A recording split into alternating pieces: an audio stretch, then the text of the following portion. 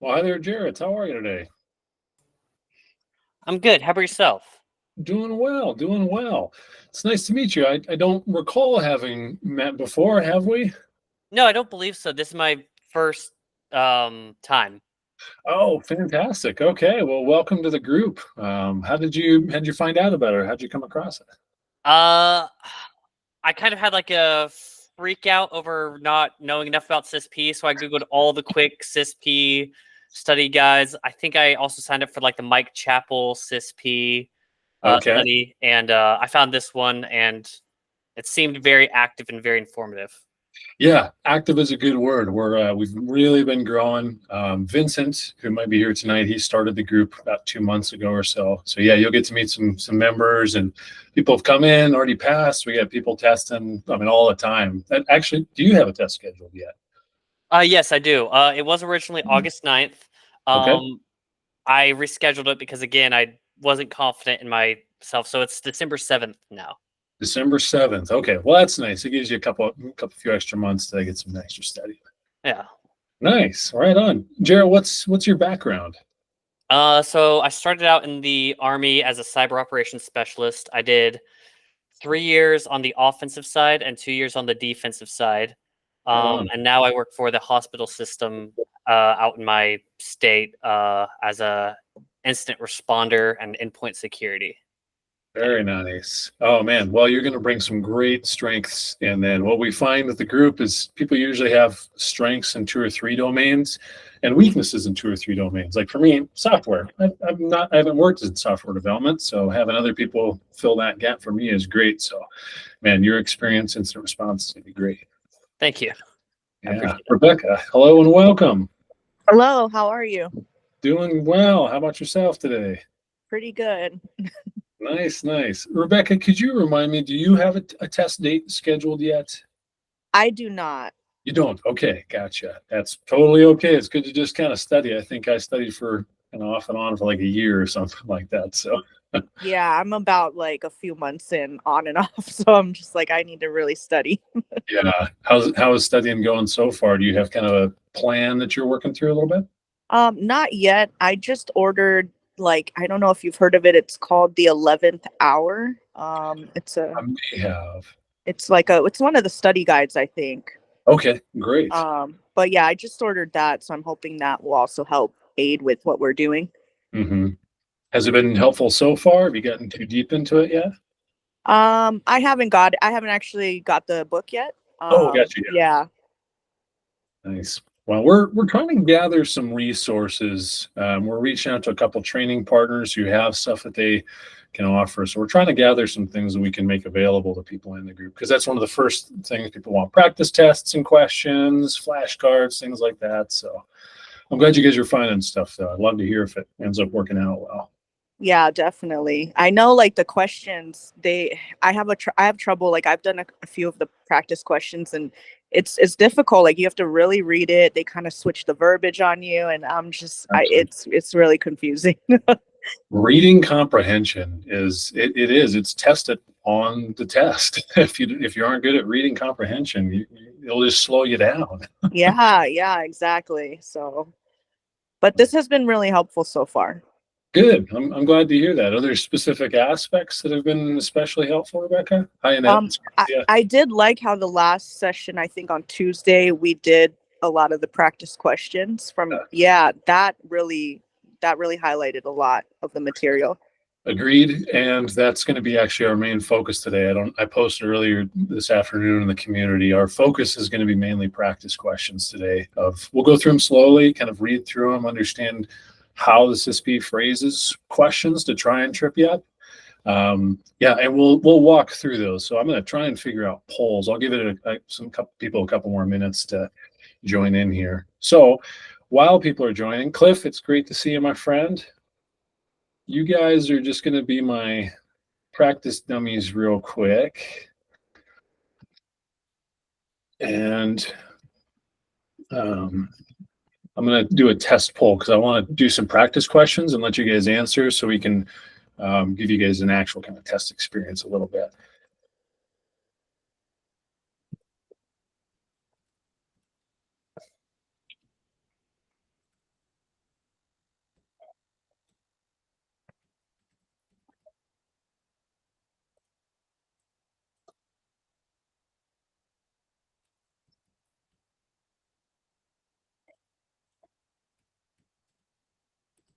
Okay. Oh, I didn't realize I could save polls. Well, all of our polls are going to be A, B, C, D, so that'll make it easy. Paul, good to see you, friend. Yes, All sir. right. Nice to see you all. Yes. Launching a poll for you guys. This is a test poll for me. So, Jarrett, you're new here. Coretta, have I met you before? I don't recognize your name, but I'm somewhat new around the community too.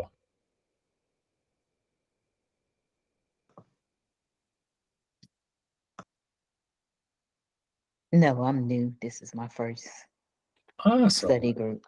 Well, welcome, welcome. Would you mind introducing yourself, telling us a little where you're coming from, and if you have a test date scheduled, we would love to know about that as well. Okay, my name's Coretta. I'm a application support specialist for a smart energy company, and I am currently studying for the CISSP. I have, I think it's the SSCP. I don't have a study or test date yet, but I'm just trying to grasp everything first and go ahead and schedule. That makes sense. Absolutely. Thank you, Coretta. I appreciate that. I think I've met most of the rest of you. Jarrett, welcome, being new as well here. So I'll get us started. We might have some more people come in. People tend to kind of come and go as their schedule allows on evenings. So my name is Josh. I am CISSP certified. I have my master's degree in cybersecurity and information assurance. I'm also just starting a part-time teaching role through a university. So this is a learning experience for me in addition to a learning experience for you guys. So thank you for giving me the space to practice my teaching. My goal here is to give you confidence on topics going into the exam and test taking techniques that I've found to be really, really helpful and successful. But I'm not going to know everything. And I don't want that to stop you from asking questions. It's a mile wide and an inch deep, you've heard. So ask questions, and if I don't know, I'll have a special section of my notes here where we jot down questions that we'll go over another time or post something in the community so that you can still get an answer. So don't be afraid to bring up things that aren't clear. And if I can't answer them, we'll find another way. So with that being said, does anyone have any starting questions, any topics or domains they're really wanting to jump into? I have a handful of things prepared I can show you guys that we'll go over. And the main focus today is we want to get to some practice questions. But I'll just kind of pause there to see if you guys have any questions or shout outs or things that would be especially helpful for you today. And I will end the poll here.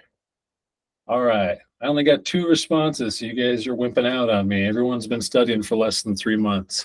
Cliff, I know that's not you, man. I know you've been studying for a while. I'm sorry, there was a poll.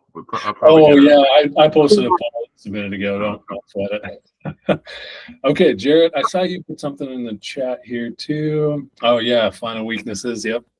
Okay, so when I start sharing my screen, I don't really see the video side of things. So if you raise your hand or anything like that, I won't see it. So just call out with your voice if you would, please. So with that, I am going to pull up my notes and we'll get rolling. Okay, so we had some leftover questions from Tuesday, our last session. We're only going to go over a couple of those. I didn't have time to get to all of them, but I wanted to make sure we answered some of them. So does anyone want, well, this is in the context of we were discussing forward and reverse proxies last week. And Cheryl, it might have been you or maybe Annette brought up URL rewriting in the context of proxies. Cheryl, does that sound familiar? Am I misremembering that maybe?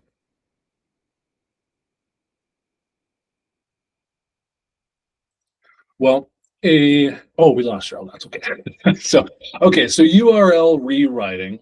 What this is in the context of proxies is so as a refresher, a proxy acts as an intermediary. In a forward proxy, a client is reaching out to the internet and it passes through a proxy. That proxy has a set of controls that it can apply. It could be access controls, it could be logging, it could be web filtering. It has some set of controls on that proxy before it directs traffic out to the internet. It also provides anonymity So some VPNs can kind of claim to be proxies and vice versa because you pass through a different point before going to the outside internet. A reverse proxy, similar, you have endpoints, but they're trying to get to servers, maybe company or corporate servers, and they want to pass through a proxy as a defense mechanism to protect their backend servers. This could also be protection in the sense of like load balancing, protecting optimization or availability. So just a quick refresher there on forward and reverse proxies. And someone last week brought up URL rewrites. What are those? Well, this is a technique that happens on the proxy, on that server or that device that's acting as a kind of that control box, where when a user is typing in a URL and that gets passed to the proxy, there's a bit of like data sanitization almost, or cleaning, that happens before going out to the internet. So if you look at URLs, you'll find things like session keys and such. So those might be cleaned up or anonymized at that stage. If we're talking about a reverse proxy, clients coming back to the backend server, a URL rewrite might protect the organization or architecture of the data on the back end. So it might try and remove any like file paths, things that might get caught in that URL to make it more difficult for attackers to get data about that. So URL rewriting, exactly what it sounds like. It's something that a proxy can do, another capability that it has, that security control set, just to make sure that the URL aspect is safe. So any questions on that? That was a question from on Tuesday. Okay. I'm going to trust you guys to speak up with questions. You guys are here to get questions answered. Hopefully. Yeah, I got a quick one from the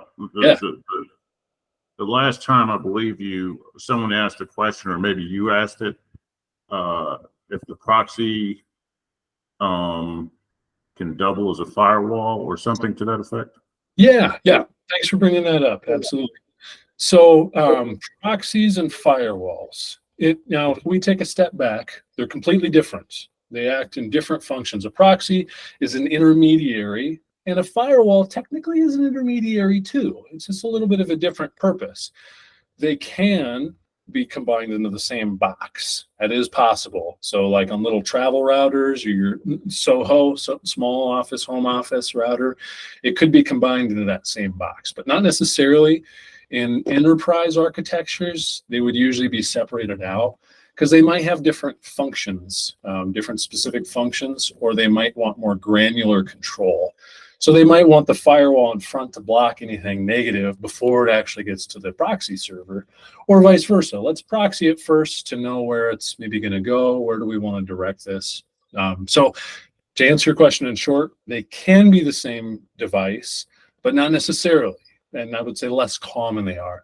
Same way as your home router is also your wireless access point and your firewall. They're the same device. They don't necessarily have to be. If you went to an enterprise, they would have a separate firewall, separate router, then they'd have a switch. So does that answer your question, Paul? Yeah, appreciate it. Perfect. Yeah, you betcha. Okay. So we talked also about, this is in relationship to firewalls.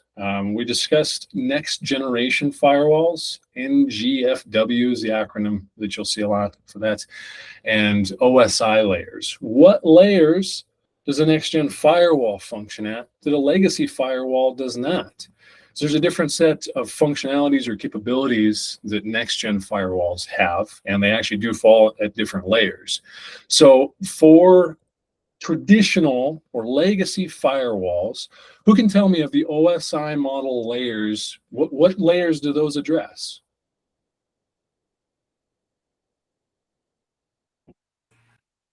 For the legacy, I would say layer 2.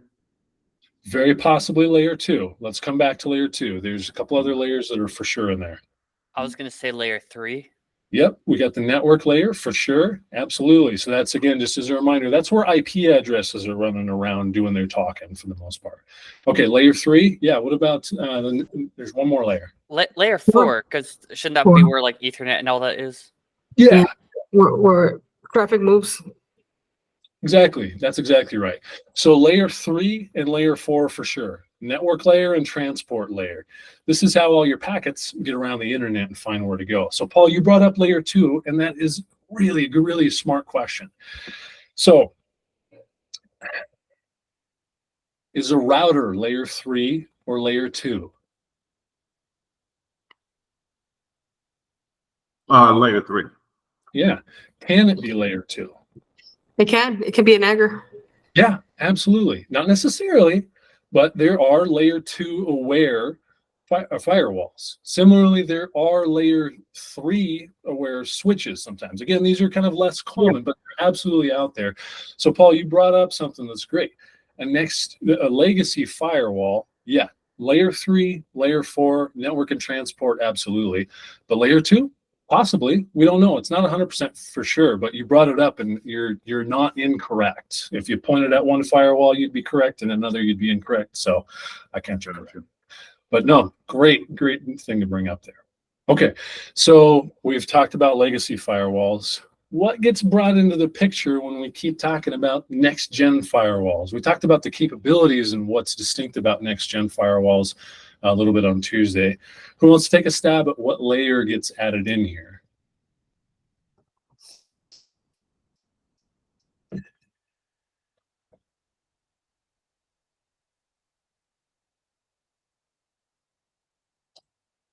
Well, let's see.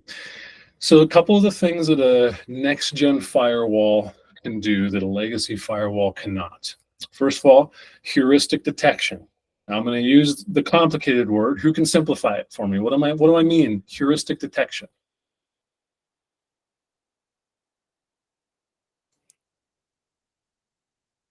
So, from my understanding and the way I've always believed it, heuristic is looking for patterns or certain behaviors. So it's not necessarily anything specific, but if I'm going to stop talking because you already nodded, so I'm going to take that as a win. Yeah, no, you got it perfect, Jarrett. Well done, well done. So yeah, when we have next-gen firewalls, they are absolutely behaviorally or anomaly aware. That's that term heuristic.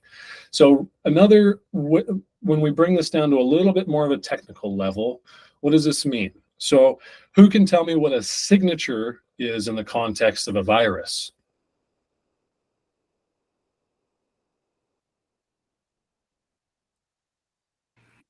Basically, it's the viruses, lack of a better word, signature. it's the viruses. No, to be fair, I would have a hard time putting it in better terms either. It's the viruses calling card or pattern, or I don't know. Yeah. Exactly. So basically, if you have a virus, researchers will essentially get the hash of whatever that file is, an indicator, something along those lines. They'll have a hash or signature that identifies that. If you were a virus and let's say a bartender caught your ID and is standing at the front door and says, anyone that comes in with this ID, with this signature, with this hash, they're out of here. I'm not letting them in. What would you do? Like as a hacker, how would you defeat that? You just have to change one thing, really, like the name or I mean, in the case of viruses, when I was studying originally, they said like you could just add like a space at the end of the original file or just change one minor thing. That's exactly right. Because the slightest change, anything at all, completely changes the hash. So it completely changes the signature. It looks different. It smells different. The ID card is different. It's not the same virus anymore as far as hashes or integrity checking is. So are there different, there are a couple different names, or at least one different name for the type of virus that can defeat that? Who can throw out a term and says, yep, this is something that would defeat signature detection? Polymorphism. Polymorphism. Thank you. Good to see you, Rakesh. All right. So we have polymorphic viruses. And all that means is they can change. So if they show up on my workstation and my antivirus checks it, and then it sends up via threat intelligence, says, hey, here's the hash of this bad virus that was on Josh's computer. Well, if the same thing is found on Annette's computer, it would get blocked unless it's a polymorphic virus because the hash will look different. So no one knows what it is. So yeah, Perfect. So next gen firewalls, that's one of the biggest capabilities that they bring in, is we're not just checking the ID, we're looking at their behavior too. Okay. So next gen firewalls, another piece of this is stateful versus stateless. Who wants to take a stab at that and help me understand the distinction between the two? Stateful is more of like you you just have a session table where you can have record for in and out both traffic. Let's say you will not be no have to uh, bidirectional traffic analysis or inspection you will not be doing, but in stateless you have to do bidirectional. Like say if you have inspected in a inside, so when the traffic is coming back, that also will be you have to have a rule to inspect that. Yeah, bingo. Thank you. Thank you. Okay. So let's back this up and talk about our, let's use our firewall. So let's go back to our legacy versus next gen firewall, and let's go over what we just learned. So we have a stateless firewall, and let's just tie that with a legacy system or a more traditional firewall. Stateless, I think you use the term bidirectional. Every time a packet goes out and every time a packet comes in, they get treated independently. They get scanned independently.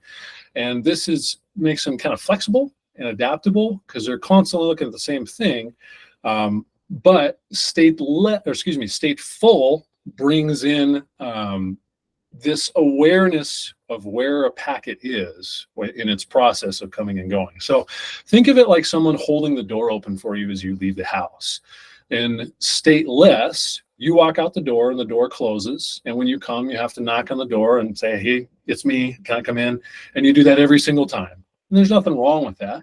Stateful systems have a memory of those interactions. So you leave the house and someone is there at the door and says, hey, I'll hold the door open for you. No one else is going to come in, but when you come back, I know you already left. So there's kind of an implicit trust that you can come right back in. This allows us to have a little bit more session and application level security because there is more awareness of they're going out, what are they doing? I have to remember because they're going to come back. So I have to remember who they are. So they also, this next gen firewall, in addition to being like stateful, they're application aware. So I know we got a little off track there, but that's that 7th layer in the OSI model that next gen firewalls bring in, is the application layer, because they can do a much deeper packet inspection and they're aware of applications that are being used. There's some controls that you can do on a next gen firewall to block things at the application level. So I don't want to go spend a ton more time on there because I want to get to some practice questions, but I'm going to pause. You guys have questions on firewalls, next gen, any of the capabilities there and the distinguishments between some of the layers? I've got a quick question on stateless. Stateless, okay. Well, yeah, both. Because I think they apply to a couple different areas as well, and maybe that's what I'm thinking of. But I just want to make sure I'm understanding this correctly. Isn't stateful? Isn't that when, like, say for instance, you have a configuration on a device or a laptop, computer, whatever, and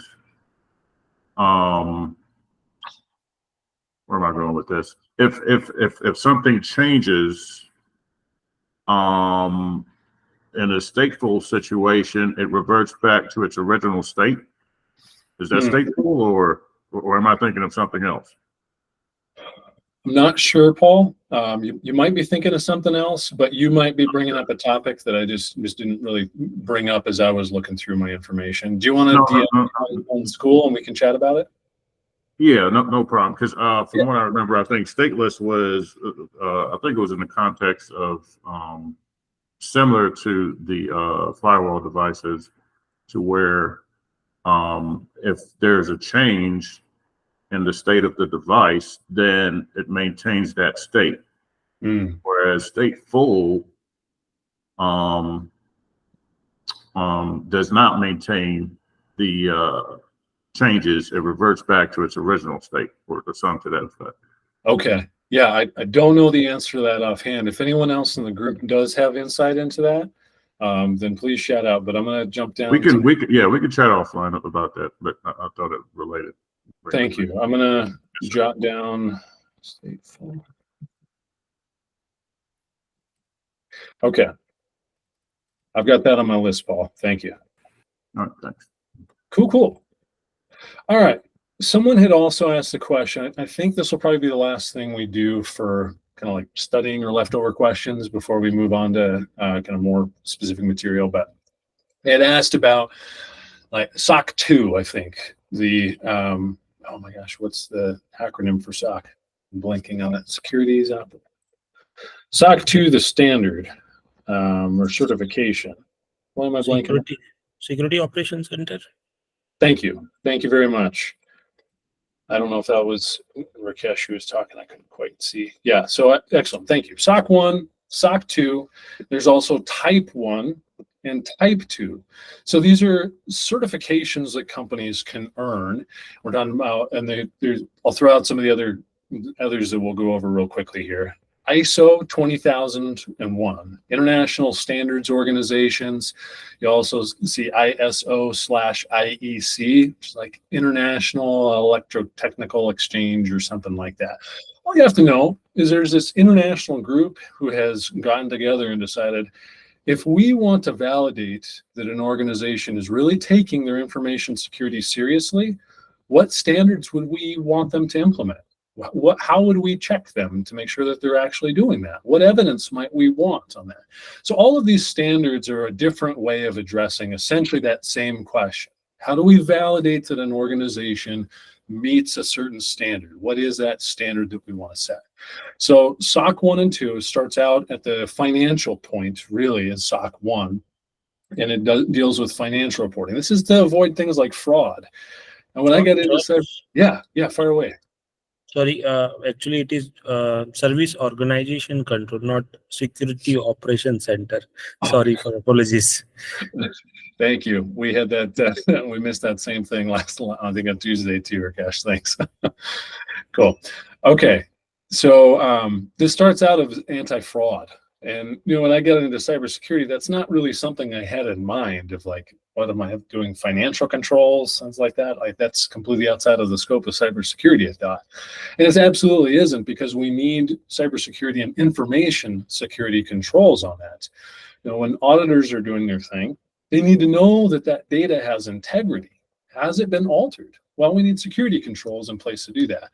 So learning what types of controls or what the purpose is of these different standards will really help with that. So SOC 1, think financial, just the basics really. SOC 2, we're going to step up and say not just financial, but we need to start thinking about data security, and we need to start thinking about privacy.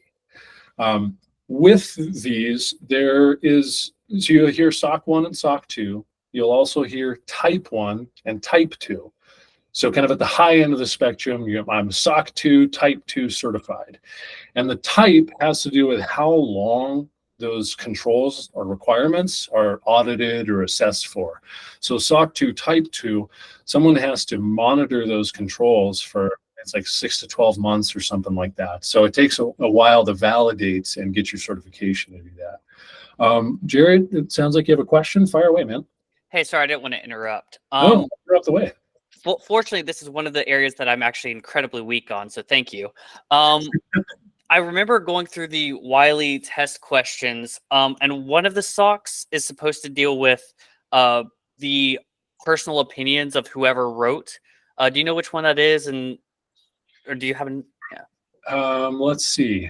Like how it should be improved or developed, or whatever the thing is. I don't offhand. That's Okay. It's a great question, and let me keep your question fresh here because I want to jot it down in my handy dandy list.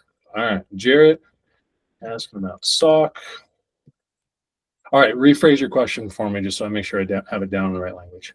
I remember I keep getting this question wrong, but it's basically it's asking the person who wrote the SOC also provides their personal opinion on how things should be implemented or developed.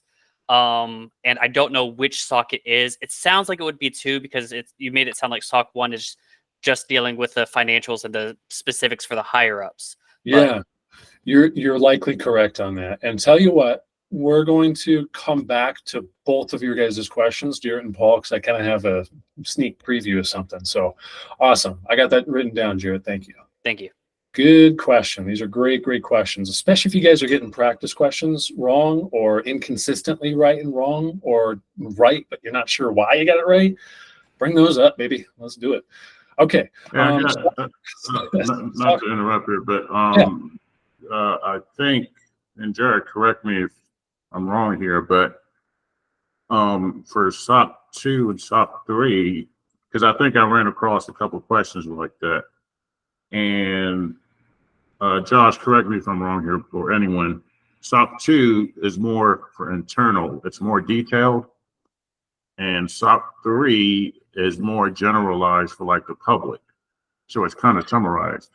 Is that correct? My understanding is the same as that. Yeah, I think you're correct on that, Paul. Yeah. I mean, does that give some clarification, Jared, or you were asking something totally different? No, that's great. That's great. That provides some context that, for whatever reason, was not connecting. It's actually better to hear it out loud. So thank you. Okay, no problem. Thanks. Some of these are tough for sure. It's hard to keep them straight for what does what. Okay, ISO, again, you'll see it ISO/IEC. Technically, that's the correct way to list it, but ISO, International Standards Organization. So 27001. I'll put these in the chat here. Actually, 27001 is ISMS, Information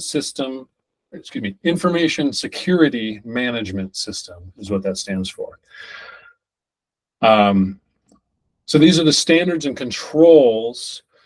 ISO 27001, it's a framework. And framework is, man, I love the frameworks that we get to work with in our field. You'll get me fired up on those. But it's just a framework for managing and protecting information assets. Management is a big piece of this.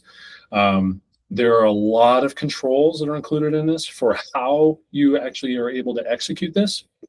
And those are listed out in ISO 27002. ISO 27002 essentially tells you how to do ISO 27001. The how to 27001. Okay. Well, we're only going to touch on those two. There's lots of them, but those are two of the big ones. FedRAMP. The thing that you have to be aware of here, first, it should be easy to recognize this is related to something federal. And for anyone that's not in the U.S., this is a U.S. standard, similar to how GDPR is pretty much only relevant in Europe, although other people are starting to adopt those standards just because they're good standards. People are looking at FedRAMP similarly. The government in the U.S. has adopted this, and it's specifically for cloud services. That's a really important thing to remember about FedRAMP. Other than U.S. government, it's cloud service. So it's, I should have given the acronym. It's FedRAMP is Risk and Authorization Management Program. Essentially, I'm a company, I want to do business with the government, and I have something in the cloud that I use to facilitate that business. The government has said, get FedRAMP compliant, and then we can work together. And it's that way for a lot of things. GDPR. So GDPR is the General Data Protection Regulation. Yeah, I think that's right. GDPR, and GDPR is more to do with privacy. Europe is really good about focusing on privacy and individual privacy rights. So if you look at GDPR, there's a handful of things that people have the right to do. The example that always comes to my mind is people have a right to be forgotten. They could go to a company in the EU and say, hey, if you have any data on me, I want you to forget it. I want you to lose it. And they're obligated to do so. So GDPR, tie that to the European Union in your head. It's a Europe standard for privacy and, privacy pretty much. CCPA, the California Consumer Privacy Act, I think is what it is, CCPA. So it's for California. Obviously, it has that in the name. It again is a privacy thing. So in my head, I link GDPR and CCPA. They're two completely different countries. General Data Protection Regulation and California Consumer Privacy something. Their privacy is what you need to focus on. Individual privacy. One is California, one is Europe. A lot of US states will still like to adopt the California Consumer Privacy Act just because it has more rights provided to people than any other states. So again, it's just better privacy acts there. So why would a company do this? First of all, if they want to work in California or have Californians' data that they use or process, then they would need to be able to demonstrate, hey, we are compliant, or we have this set of security standards that meets that level. Let's see, the only other one that I think, well, there's two more actually. SOX, Sarbanes-Oxley Act. I don't know much about this, frankly, but it's finances is what you need to keep in mind. So SOC 1 and SOC 2, again, there's an element of finances that's absolutely important, but it also addresses privacy and information security. SOX is really focused on the finance piece. And Rakesh, it looks like you had you raised your hand here. I see a couple things in the chat too, so ask your question. I'm gonna catch up on the chat. Yeah. So what I have is like SOX is Sarbanes-Oxley Act, which applies to the public sector companies. So any kind of data that is reports that they publish, it is according to Sarbanes-Oxley Act. Okay. Then there is also a Graham-Beach-Belly Act, GLBA. So Yeah. that is for the banking sectors, which is like how about maintaining the privacy of the consumer data. So there the GLBA applies. Other thing is what I was written in the chat is there are frameworks, standards, regulations, compliance, guidelines. All these things are there. What are the difference in from the exam perspective? Small differences are there. So if even Josh, you can highlight those differences, that will be very easy to understand for the exam perspective. Yeah.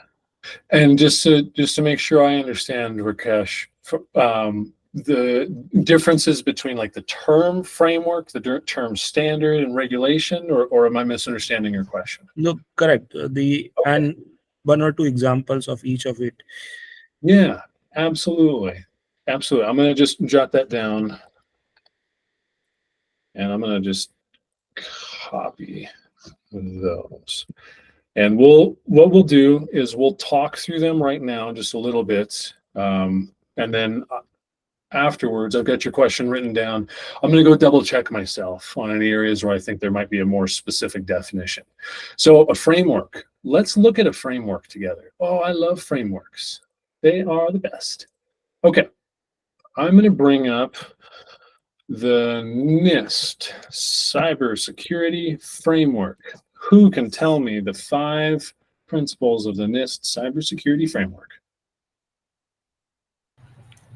Identify, protect, detect, recovery, and governance is the 6th one, I think.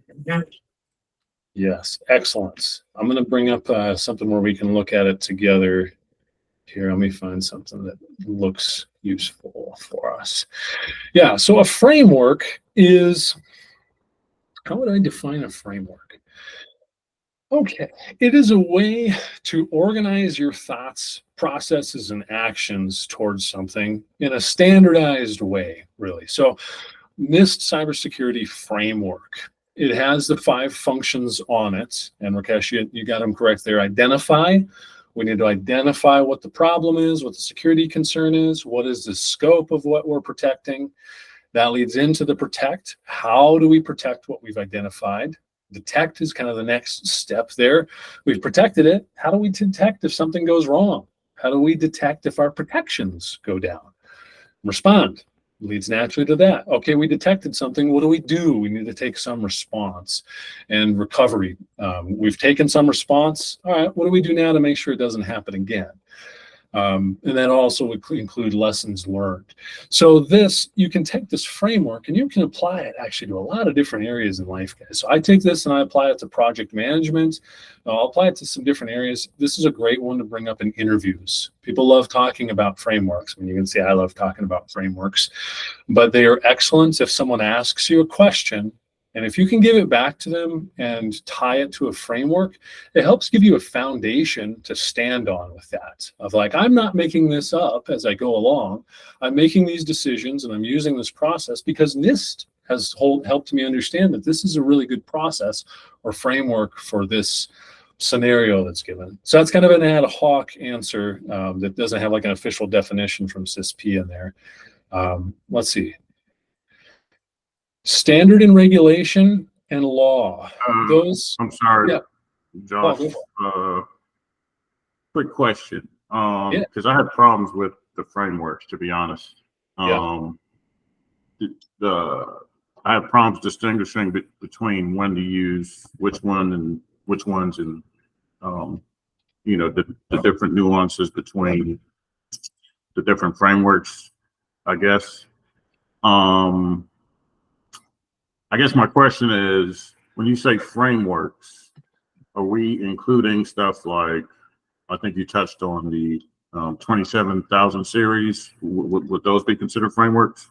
Yeah, 27,001 is considered a framework. And if you don't go read through it, but if you were to go read through it, you'd be able to see that, okay, there's not the specifics in here necessarily of what I need to do. There is a set of requirements, but it's a set of requirements that the language is structured as such that any company can look at the requirements and then learn how to apply it to them. ISO 27002 has the specifics. That would fall a little bit more into guidelines or standards, which are two of the other terms that Rakesh brought up. It's the implementation piece that starts getting brought into things. So a framework doesn't necessarily tell you what to do. It helps you think about what to do and make good decisions based on some foundation that someone else has determined. So I just jotted down, Paul, that maybe we should have a framework session together and go over a few. Yeah, but real quick, so the cybersecurity framework, and what's the other one? RMF, risk management framework. Yeah, those are frameworks as well. Yeah, risk management framework, absolutely. That's another framework that we have. What about COBIT? COBIT and IDLE. COBIT, is that a law? COBIT might be a law. No, it is governance. It is a governance framework. No, you're absolutely right. Well, let's do it. We need to do a session on that, obviously. So let me jot. Okay, we don't have to do it now, but yeah, if you can note it down, because I kind of get confused when they ask frameworks, and it's absolutely. Sometimes it's not as clear which ones are frameworks and which ones are not. Yeah, let's do a section on that. That's a great idea, Paul. Couple that I can answer. So a law versus a regulation. Law comes from some governments, either federal, local, municipality, some government it can be called a regulation, I guess, but some government rule that you can't break. Regulation, link that to the term industry. It's something specific to industry or potentially location too. So you could have geographic regulations, but law, think government, think there's criminal and civil. Those are two terms. I don't know if they'll come up on the CISSP, the distinction between the two, but they're applicable here. So if I go out and break a law, I'm a criminal. I'm a criminal offender. I've broken the law. If I'm a company and I go out and break a regulation, I'm not necessarily breaking the law. I could be, but I'm violating an industry standard or regulation that's been set up. Standards and regulations can go hand in hand. Regulation is a more specific term, and standards often fall within a regulation or fall within a framework. And then guidelines come in there as well. Guidelines aren't necessarily mandatory. They're more implementation. So like a STIG, Secure Technical Implementation Guide. Is that right? Who can tell me what a STIG is? Josh, one more is like law is more of legislative, as you are saying, law from the government. And I think regulations are mostly from government bodies that prepare it. Like there can be many government bodies who will be preparing those regulations. We should be follow uh, regulators kind of that. Okay, industry regulators will be there to maintain some level of standards kind of. Yeah, I think that's a great point to bring up there too. Yeah, even though regulation is more tied to industry, it often comes from the government. So the government sees something bad going on and says, "Hey, we need to do something about that. Let's go talk to the auto industry and come up with regulations that we can pass out to the industry." So great point, Rakesh. Thank you. Cool. Oh, you guys got me fired up. I love doing frameworks. That'll be fun. Okay, holy cow, we need to get to some questions here. Oh man. All right. And just one Yeah. more point. Go ahead. Compliance, where it fits into the whole thing.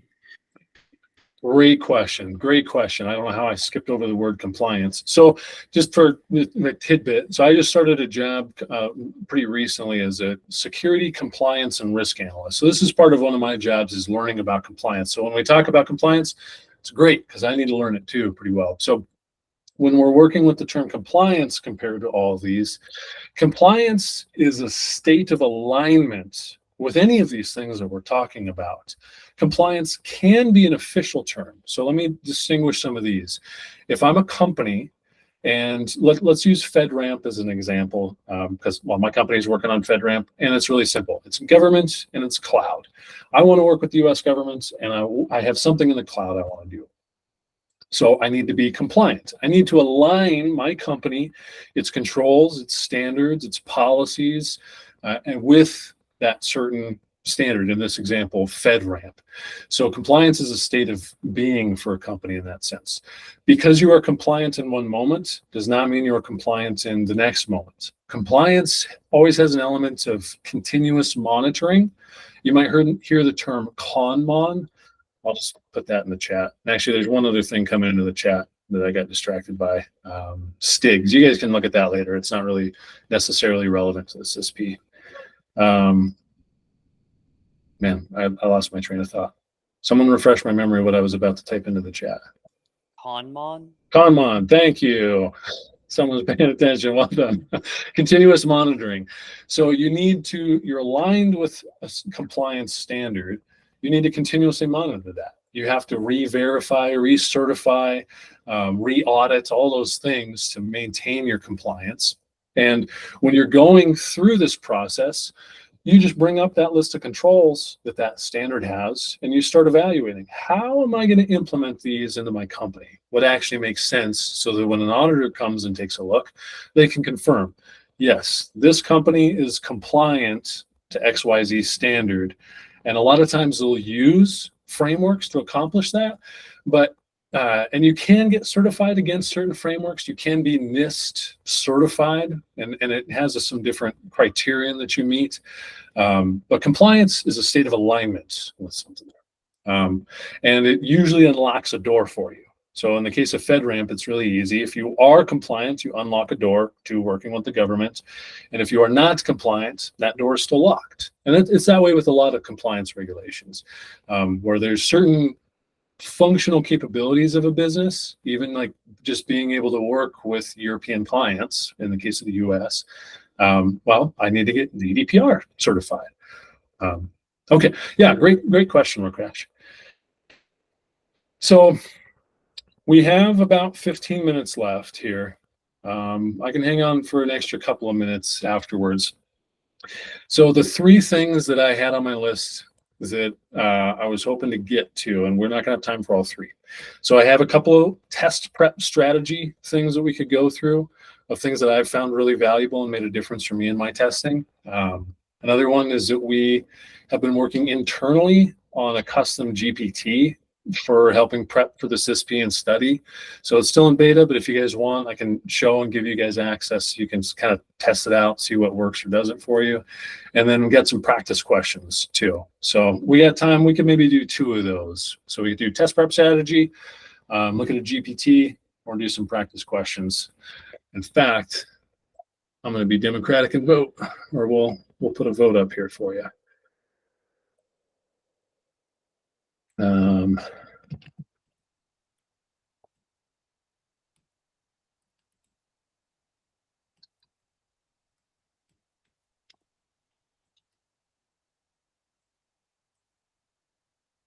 okay. There should be a poll live. Pretty simple answers. Test prep, GPT, or practice questions. We'll just do them in order as we have time.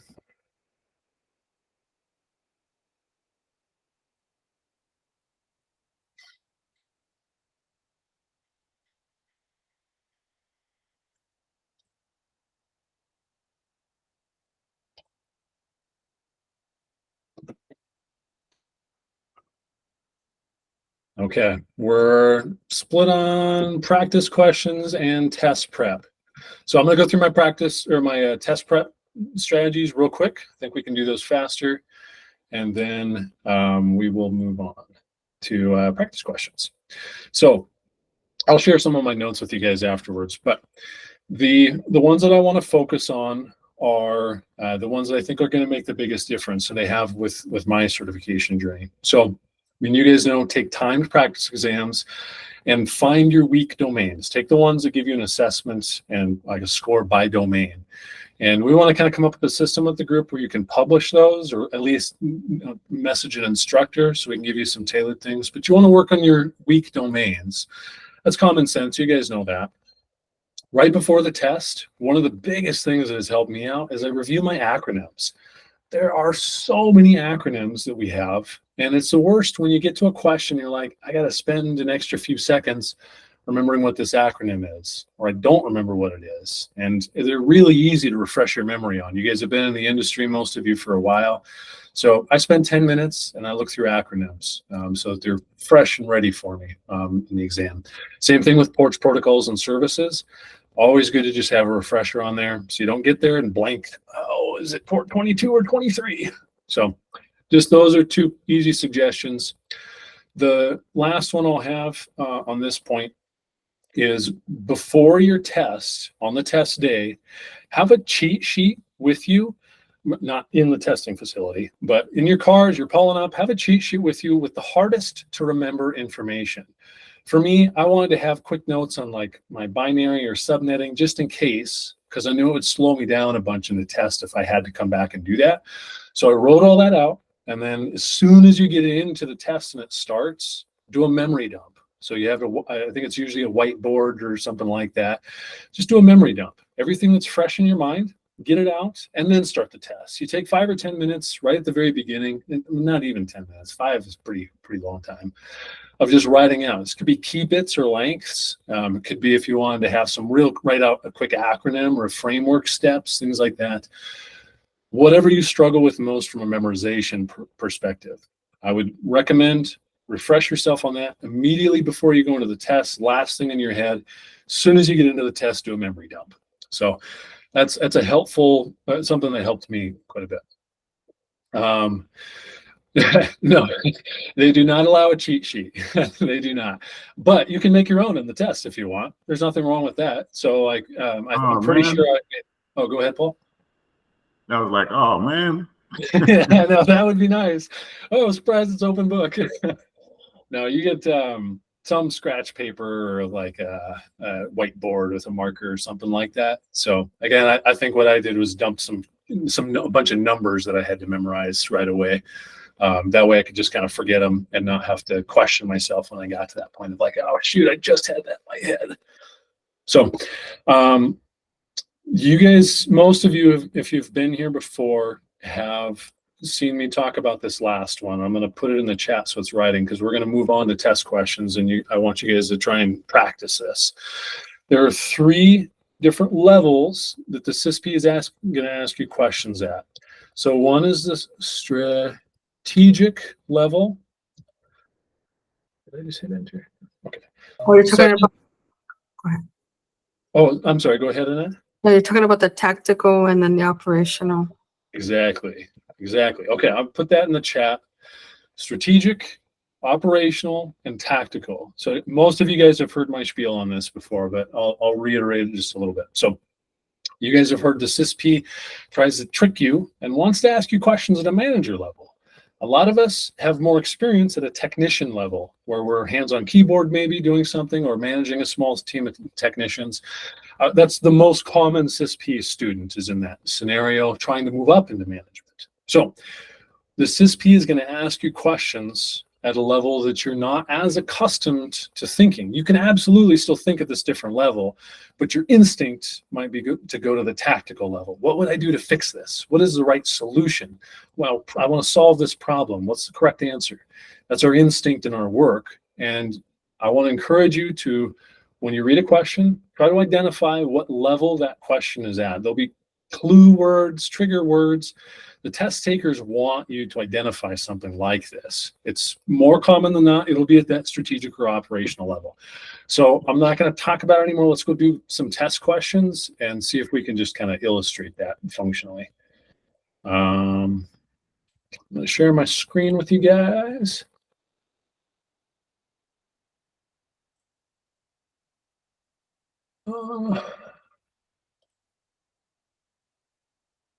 Okay. Cool. So I don't know anything about this site. I don't think I use it for my study prep, but I got it because it has domain quizzes is the only reason, so we can do quizzes together. I am also real quickly going to share some links to you guys. Actually, I'll share this higher level link. Where's the link button? These are out there on the internet. I'll just give you a link to them. Cheat sheets by domain. They're helpful because they have things like this, the common algorithms. I don't want to spend a bunch of time memorizing all this. So this is a great example of something you could do a memory dump on in the middle of it or at the beginning of a test. Same thing with like the hash algorithms, the rounds of computation. They're just examples. So that's what those cheat sheets are. I'm also going to share you guys a link with this. Professor Messer, this is Security Plus for CompTIA. This is not CISSP. So acronyms are the reason I use this. Why is this huge? Acronyms. Sorry. He's pretty good, Professor Messer. He is amazing. I love that man. Okay. Yeah. At the very end of this, might take me a second to load. Let's find the acronym list. I'm not joking. I've taken a lot of certification exams, and every single one, this is what I review. I review Professor Messer's Security Plus notes because they're just so relevant to any exam you're taking. They are more at that technical level, but right before an exam, I like to refresh myself on the technical things like ports, protocol services, key links, the harder to remember things. So this isn't wanting to load, so we'll come back to it another day. I gave you guys the link. You can fiddle with it sometime. So we're going to do a domain quiz. Do you guys want to do security and risk management or asset security? I feel like we've been talking more risk management. Yeah, security and risk. Yeah, let's do it. The way we're going to do this is I'm going to get a poll ready, and you guys will put your answer in. I'll get the first question up here so you guys can start kicking them around. I haven't seen these questions, so I'm answering them right along with you guys. Okay, can you guys see my screen okay there? Yeah, Josh. Yeah. Can you share that link for the Professor Mastery something that you have? Yes, absolutely. I'll grab that right now. And Josh's questions, are you going to show? Because I've done this exam before. Oh, perfect. Yeah. We'll put the answer through. Yeah, they're like the CISSP questions. Good. Yeah. I'm glad to hear that. Okay. So I'll go ahead and launch this poll. I haven't even read the question yet, so you guys can go ahead and answer. Let me grab the link for this again. It's just acting so weird. All right. Poll should be going. My chat is stuck. I will get you that link, Rakesh. I don't know why my chat is stuck right now. But okay. So where's my poll? We're gonna end it. We've only got one vote. Oh, come on. You guys gotta take a chance on this.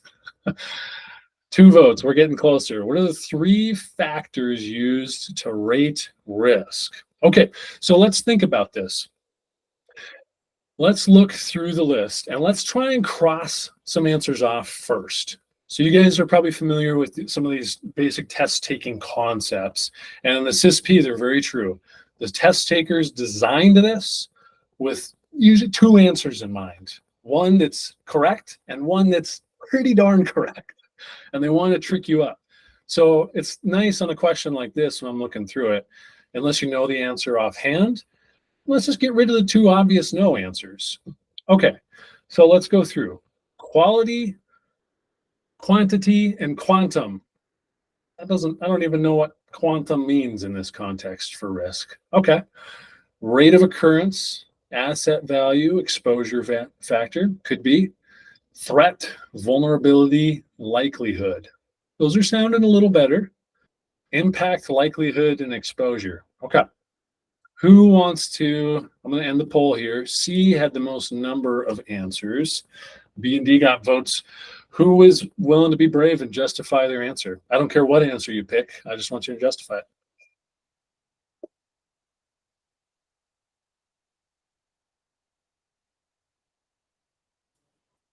I voted B, but that's because that's the only ones that I could remember off the top of my head. Yeah, totally fine. No, thanks for just being honest about that. Yeah.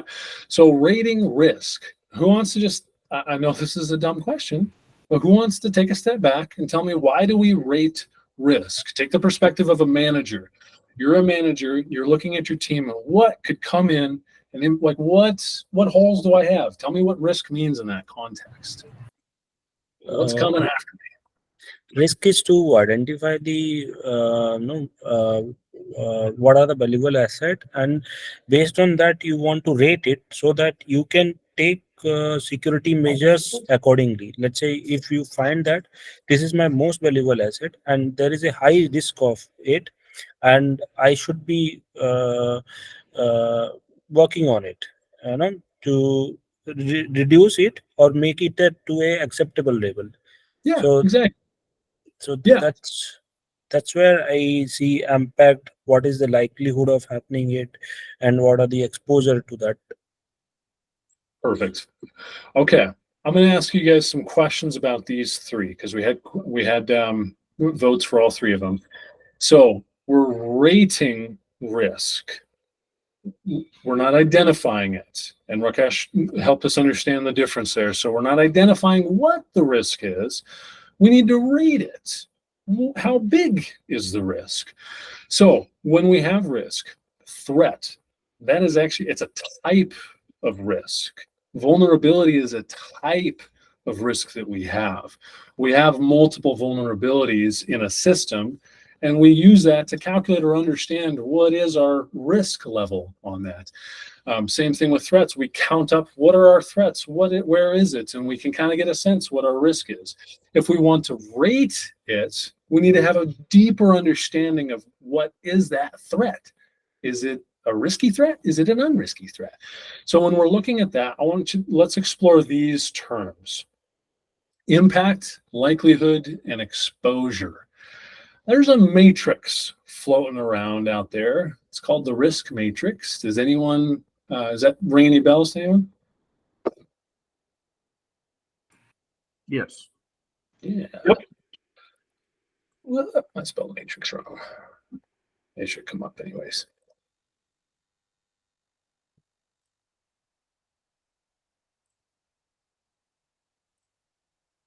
Come on. Okay, risk matrix. Let's talk through the risk matrix real quick.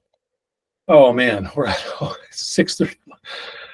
Guys, we're out of time again. Holy cow. I'm gonna go for another, like, maybe till 40. You know, it's 31 right now, but I'm so sorry, guys. I really try and keep my eye on the clock and be diligent about that. And I know last week we'd kind of talked about bumping to an hour and a half as well. So if you guys need to go, I totally understand. I want to be respectful of you guys' time, but I'll be on here. We'll do at least a couple of questions here. So risk matrix. If we're looking at a risk, we want to understand, is this risk possible? When I walk outside, there's a chance that a car could fall on my head. Technically, there is a chance. There could be a plane falling overhead that is carrying cars, and one falls out for some reason. The likelihood is pretty darn low. Same thing getting struck with lightning, low likelihood. The impact, I mean, in the sense of a car coming down, it's a pretty darn big impact. But what would happen if that risk came to pass? So we want to look at elements of, could this risk affect us? We don't know. Is it inevitable or is it not very likely? We have to consider all those different types of risks. When we're looking at things like natural disasters, there's terms like a 5-year flood. That term is very specific. It means that statistically, you're going to get a flood like that every 5 years. So there's a probability in the sense of when that is going to happen or how likely it is to happen. The impact is, how severe is this going to be if it does happen? So this risk matrix is important. It helps us evaluate these. These are examples of risk. Likelihood. Likelihood is in here. You see that's one of the correct answers. So they're trying to trick you up a little bit because these are risks and one way of evaluating a risk. This we're evaluating exposure. That wasn't on the risk matrix. Does someone want to take a stab at what exposure means in this context?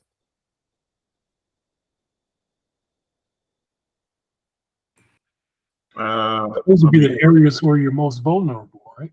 Yeah, most vulnerable. Let's just take it to an easy thing. I live in Montana. It snows a lot. I'm more exposed to that. Winter weather is a higher likelihood, and the impact could be more severe if I don't take proper mitigating precautions. If I'm down in Texas, my exposure to the risk of cold weather threats or vulnerabilities is much lower. My exposure is lower. It's kind of linked a little bit to the likelihood of something happen. Let's see, Rakesh put probability in there. Yeah, probability could be linked to that as well. So I'm going to take a stab at D. Very well could be, well, I guess I don't know if that is the right answer or not. Risk is rated and Yeah, okay. Yeah, okay. It's green. Yeah, so. Okay, cool. I haven't even done this, so I don't know if it turns red or something. All right. Which of the following would not be considered an intellectual property? I'm going to skip the poll because I know we're running low on time here. So I'm going to give you guys a second to think about it while I also think through it too. Who can tell me a little bit about what the protections are for intellectual property versus something with a patent on it?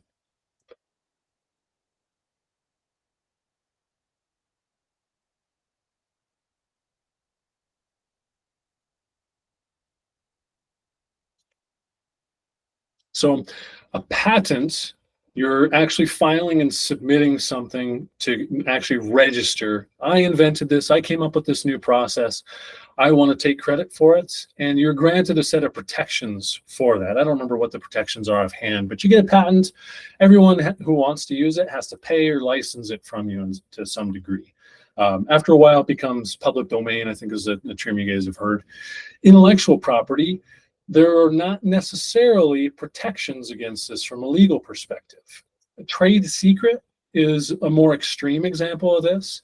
There are no protections for like the recipe for Coke. It's stored in a vault somewhere, Coca-Cola.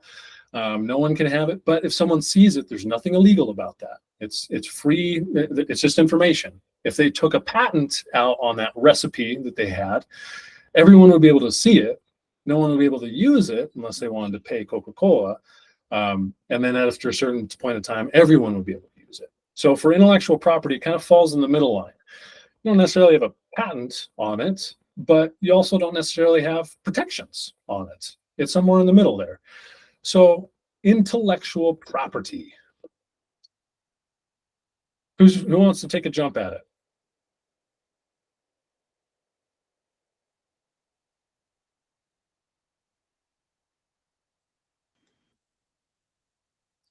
Okay. I'm going to tell you how I would answer this because I'm not 100% confident in my answer. I'm going to cross none of the above off my list. I'm not saying the CISSP won't include that. Think from a test writer perspective, though. This makes it pretty easy on a student if they just get to click none of the above and be done. So this is usually the last option I look for. But let's cross it off first because we'll just evaluate it if we ever need to. All right. One of these things is not like the other. Unreleased movie script, unreleased music, software source code. Okay. I'm going to just by instinct decide if the answer is either software source code because it doesn't match these two, or more likely they're trying to trick you between these two options. They want to try and trick you which one is intellectual property.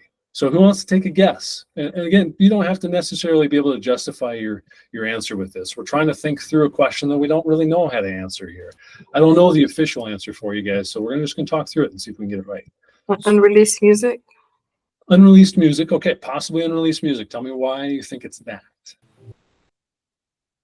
No, it's because somebody, it's not supposed to be known yet. Like somebody, it's supposed to be kept secret. Very well could be. You're on the right track. And again, this is why these are trick questions here. So I'm going to throw out one word here. I'm going to throw out the word asset. How would you consider something to be an asset? Now we're just going to go through the list here. Unreleased movie script. Okay, we probably have just some data, some text somewhere. We don't really know. It's just data. It's a script. It doesn't say a movie. It's an unreleased. So there isn't necessarily a movie. We don't really know. There's just a script. There's just this idea, this concept. What asset do we really have? Well, we have some paper and some information on the paper. Okay. Software source code. What is our asset in this situation? Well, it's pretty clear. It's the source code. That's what we have. We own the source code. We're doing things with it. Now, there could be intellectual property associated with source code. It has to be developed or implemented somewhere, but that's not what they asked. So, unreleased music. What is the asset in unreleased music? Sounds like the music has maybe already been made. That could be an asset, potentially. My inclination is going to go towards this because there's the least identifiable actual asset that's in play here. It's the most linked to the term intellectual property. There's something that's been produced. Sounds like there's music in play. There's something that's been produced already. There's code. Here, we're still kind of in that intellectual phase. So I'm going to shoot with this and we'll see. Okay, I got it wrong. Wow, it's none of the above. Holy cow. I told you it's never one of the above. And it's so let's learn why. Yeah, that was a tricky one. That was a tricky one. That was a tricky one. I didn't even consider it. I wasn't even going to look at it. So, all right. So of these not questions, rephrase the question into your mind. All of these are good except. Okay.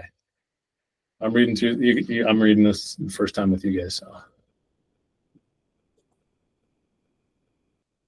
English proficiency exam, yeah. Okay, so I don't have a good sense of why it's none of the above necessarily, other than this too is not intellectual enough, and it focuses more on like the physical paper asset. So we're just going to move on, if that's okay. I'm sorry, can you go back to the notes real quick?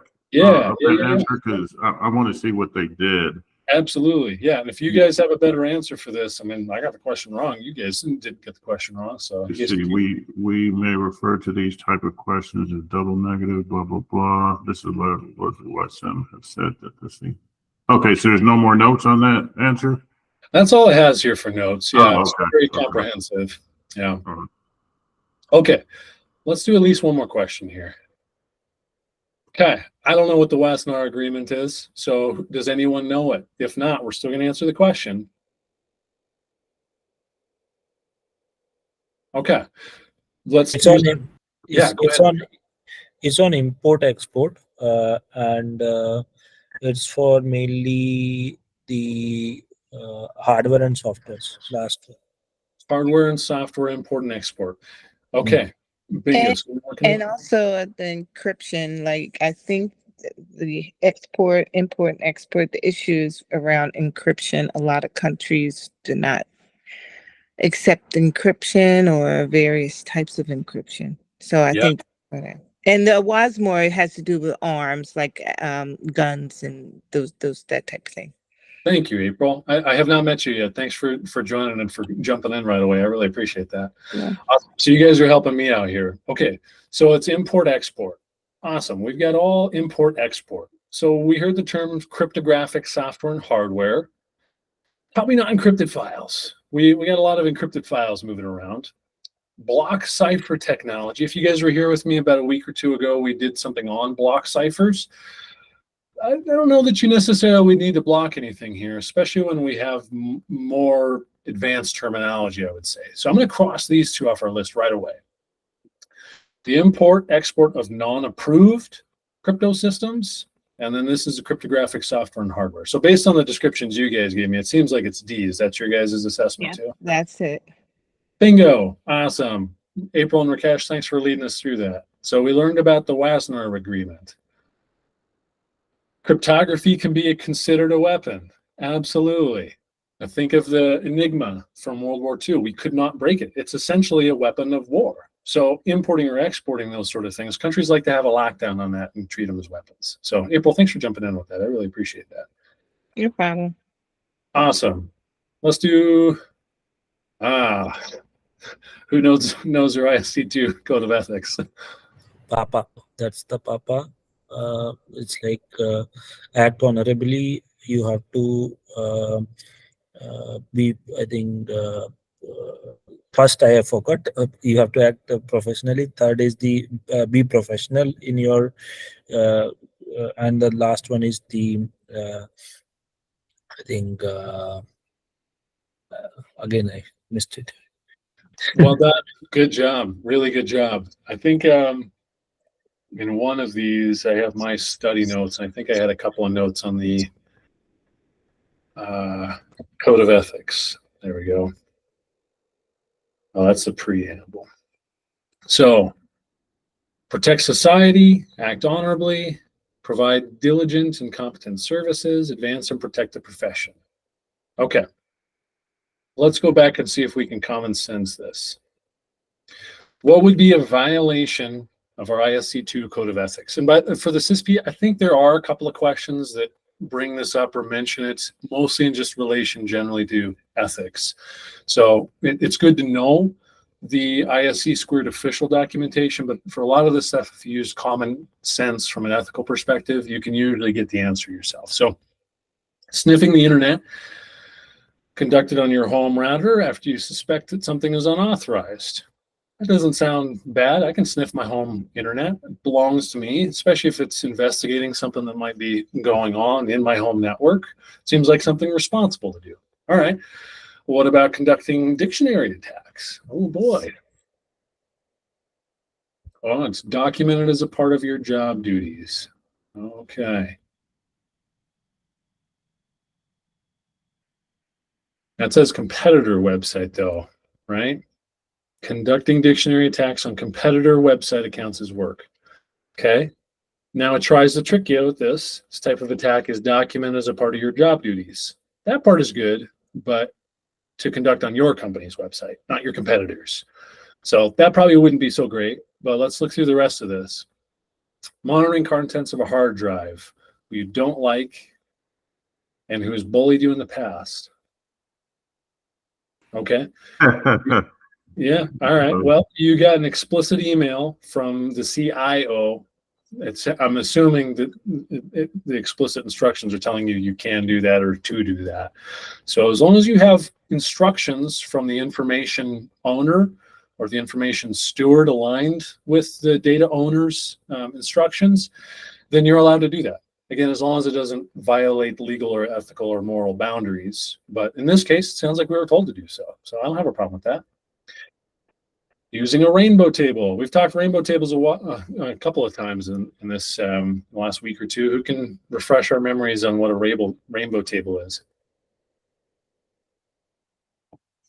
Rainbow table is like it's a table for hashes, mainly known words, and this thing can be used to find the text, like the non. So it's like you should use salt to get rid of or to protect you from the rainbow table attack. Yeah, exactly. So these two answers, they use those terms. There's a dictionary attack. Hackers will have gargantuan libraries of any password that's been found on the dark web. And they'll use that across 1,000 accounts. That's a dictionary attack. And you can brute force your way using that and get a lot of things. Rainbow tables are kind of the same thing, but you just take those passwords and you get a hash on them so that you can do a comparison that way. So if you steal the hash of a password, then you can do a reverse lookup essentially and find out what the password was very easily. You can also do some attacks with that hash, but rainbow table and dictionary attack, similar concepts, just where is the hash being used? So for this one, they mentioned management told you to do it while your coworker is out sick. I think this one's our answer. And just again, carefully reading that question, competitor's website versus company's website. One word is the only thing that made the difference in that. Oh man, we got to do one more. What does a procedure provide? Well, Rakesh, this kind of links a little bit to the question you were asking a little bit earlier. So this is great. I'm going to shut up and let you guys answer this amongst yourselves. I think it's a steps. Procedures are steps. Yeah. Why is it not specifications?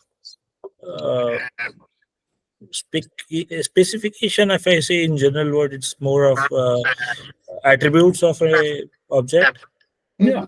Standards would be more specifications. Yeah, standards. Yeah, standards might have different specifications or controls or requirements. Procedures, steps to implement them maybe.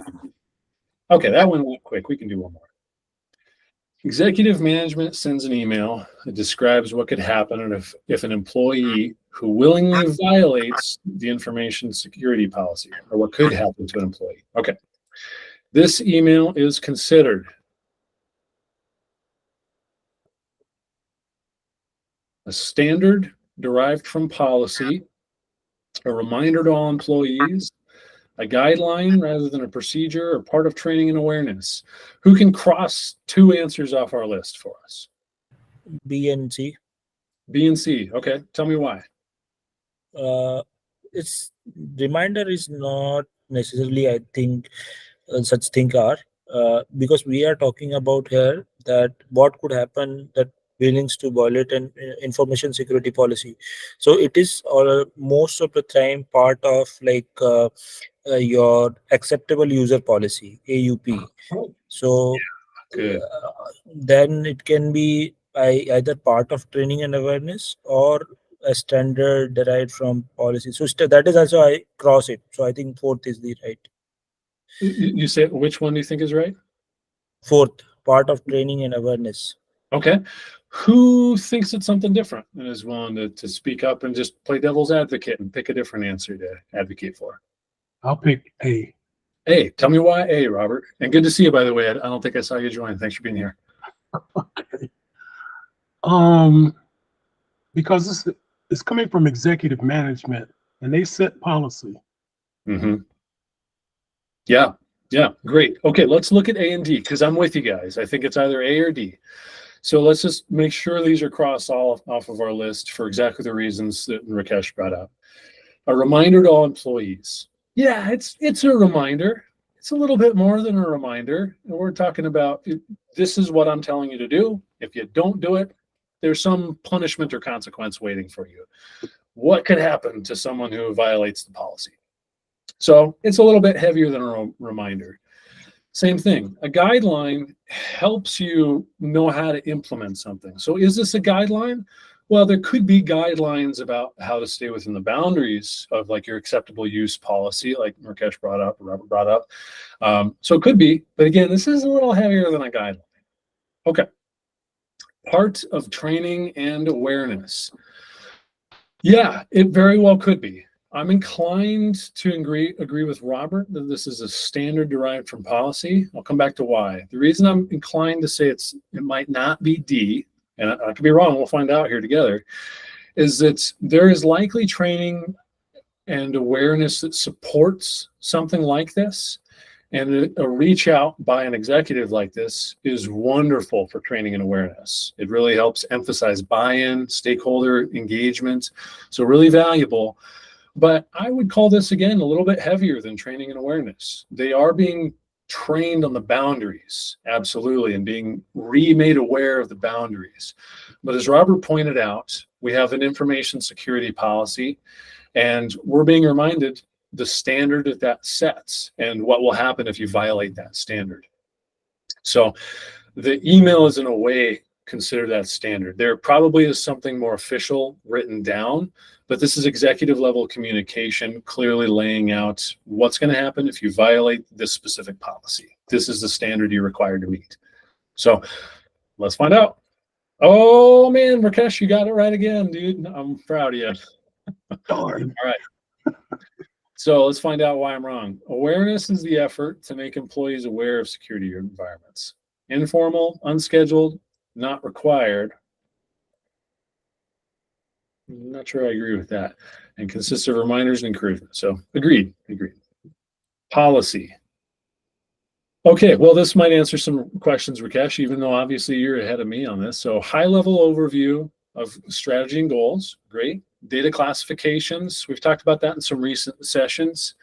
Access management. So you have like role-based access control, discretionary access-based control, expected behavior. Okay, kind of like an acceptable use policy that you guys brought up, and security practices at the personnel level. Okay, procedures and standards. Procedures got the steps. Standards can come from law organizations, so that would be like the regulatory aspect too, or industry groups. Describe settings, expectations of performance, configurations, and specific requirements. Okay, so we'll just leave it at that. We obviously had some disagreement on which one is correct. So that'll be what the CISSP is, you guys, is you're going to have two questions or two answers that are both of them you can argue one way or another. And it's usually one or two words in here or one or two words in here. So I'm going to wrap us up for this evening here. But that's something we'll spend more time on in future sessions of trying to, when we get a question wrong, let's go back and look and find that one word maybe that tripped us up. So thank you guys. Thanks for being patient. Thanks for understanding when we get questions wrong together. It's a study group. I'm glad we get to engage together. Any parting shots, parting questions, things you guys would love to cover another time? I'm going to stop sharing my screen and get my notes back up in front of me if I can. Stop sharing. I didn't want to interrupt you earlier. Maybe should have, but when you went over 1, 2, and 3, strategic, operational, tactical, I think operational and tactical are reversed. I've always remembered it as STO, and operational was day to day, whereas tactical was like maybe like a year in advance or something. Okay, I'm going to review that. Thank you, Jarrett, for bringing that up. And I guess we didn't actually end up talking about those levels of thinking as we're going through that. So, okay, thank you. Yeah, great. Any other parting shots, questions, comments, things for next week or things for the community? Josh, I think we can have little more discussion on frameworks, guidelines, and this part. You have very well explained the things. It also helped me to understand, little more from your like each one gives some perspective to understand the thing. So from that, I really appreciate. I learned something. So we can have little more discussion on it on the next call, next discussion. Yeah. And something more into the software, I think capability maturity model. Yes. Something like that we can discuss. That was something we had kind of, it was supposed to be something we talked about this week. Yeah. Software insurance maturity model. Absolutely. Software is something that's very frequently requested. Again, that's a weak domain for me. So I want to do some preparation and bring something quality. I'm also talking with a DevOps engineer that I work with who might be willing to come chat with us too. He's not CISSP certified, but that's okay. We can learn from anyone. We're all professionals and learn from each other. So we would bring other people in to fill our gaps. But excellent. Rakesh, thank you. We'll have some information on frameworks. We'll do a session on frameworks. I love it. So I'll get fired up on that one. And we do need to have some talks about software. So the software insurance maturity model might fit into there nicely. Thank you for suggesting that. I was wondering, can we touch and I'm new to the group. I saw the last, I watched the last video on, what was it, Tuesday's class? Okay, yeah. So I know you went over a little bit of the hybrid encryption, but I was wondering if we can just touch bases on it just one more time regarding the message digest, how that is involved. So, I mean, I think I just need just a high level overview. Absolutely. I don't Any think- other terms with that, April? So I've got message digest written down. Any other terms that tend to trip you up sometimes? So yeah, so right now it's the message high. So it's when it's non-repudiation. So it's the private key. So private key to the public. No. So it's the public key encryption, PKI. And Yeah. then when you have a message signing, when the person has to sign it for non-repudiation, it's a message digest. And I just don't know which keys will Great. like Yes. reveal the message digest and which keys are just doing the PKI part. Perfect. I've If got that that. makes sense. It does actually. It makes perfect sense, April. Yeah. Thank you. Thanks.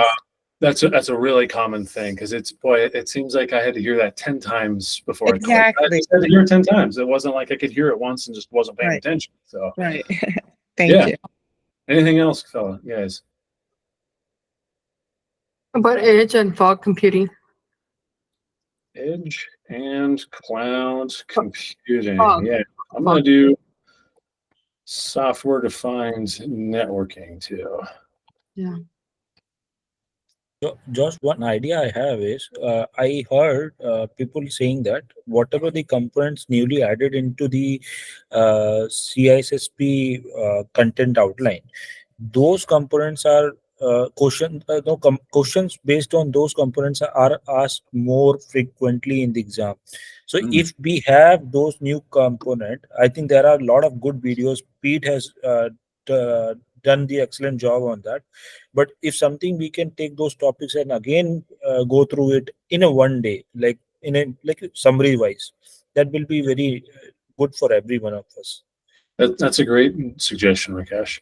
Would you be willing to send me a message in the community with the link that I can grab? Just I want to make sure I'm understanding that correctly and what we can do with it. Would you mind messaging me and we can work on that?